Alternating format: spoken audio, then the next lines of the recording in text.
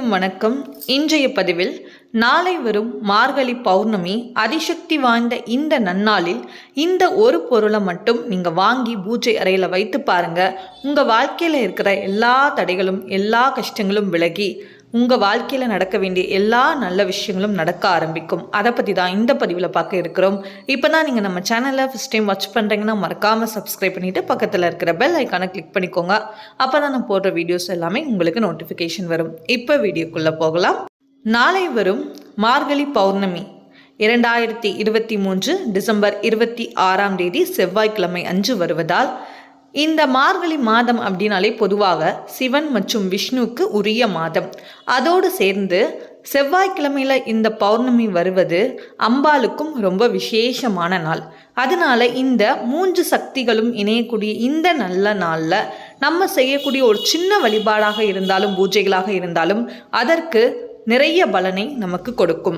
இரட்டிப்பான பலன் நமக்கு நிச்சயம் கிடைக்கும். சரி, இப்படிப்பட்ட இந்த அதிசக்தி வாய்ந்த நாளில் இப்போ நான் சொல்லக்கூடிய இந்த ஒரு பொருளை கண்டிப்பாக நீங்கள் வீட்டில் வாங்கி வைத்து பூஜை அறையில் வைக்கும்போது கட்டாயமாக நம்ம வீட்டில் இருக்கிற அனைத்து கெட்ட தரித்திரங்களும் நம்ம வாழ்க்கையில் இருக்கிற அனைத்து தடைகளும் விலகி நம்ம வாழ்க்கையில் நிறைய மாற்றங்களும் நல்ல விஷயங்களும் நடக்கும். சரி, என்ன பொருள் அப்படிங்கிறத நம்ம பார்க்கலாம். நாளைக்கு செவ்வாய்க்கிழமை அம்பாளுக்கு ரொம்ப விசேஷம். அதனால் நீங்கள் என்ன பண்ணுங்க அப்படின்னா மஞ்சள் வாங்கிக்கோங்க. விரலி மஞ்சளாகவும் இருக்கலாம், அல்லது குண்டு மஞ்சளாகவும் இருக்கலாம், அல்லது ஒரு மஞ்சள் பொடி பாக்கெட்டாக கூட நீங்கள் இருக்கலாம். விரலி மஞ்சள் வாங்குறது ரொம்பவே நல்லது. ஏன்னா அம்பாளுக்கு விரலி மஞ்சள் ரொம்ப பிடிக்கும். அதனால் விரலி மஞ்சள் வாங்கி வைக்கிறது ரொம்ப விசேஷம். மஞ்சள் மட்டும் இல்லாமல் குங்குமமும் கட்டாயமாக வாங்க வேண்டும்.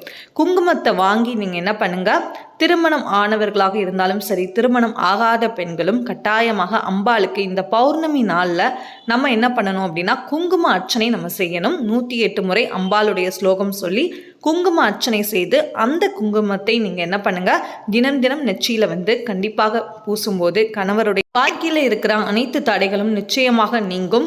அதோடு மட்டுமல்லாமல் திருமணம் ஆகாத பெண்களுக்கு திருமண வரணும் சீக்கிரமாக கூடி வரும். அதனால் நீங்கள் முழு நம்பிக்கையோட முழு பக்தியோட என்ன பண்ணுங்கள், நாளைய இந்த முக்கியமான பௌர்ணமி நாளில் அம்பாளுக்கு விசேஷமான இந்த நாளில் நீங்கள் என்ன பண்ணுங்கள், மஞ்சளும் குங்குமமும் வாங்கி வீட்டில் வைத்து பூஜை அறையில் வைத்து வழிபடுறது ரொம்பவே விசேஷம். அதுவும் குறிப்பாக செவ்வாய்க்கிழமையில் சுக்கிரஹோரை நேரம் காலையில் 6 to 7 அந்த நேரத்தில் நீங்கள் வாங்கி வைக்கிறது இன்னும் சிறப்பை கொடுக்கும்.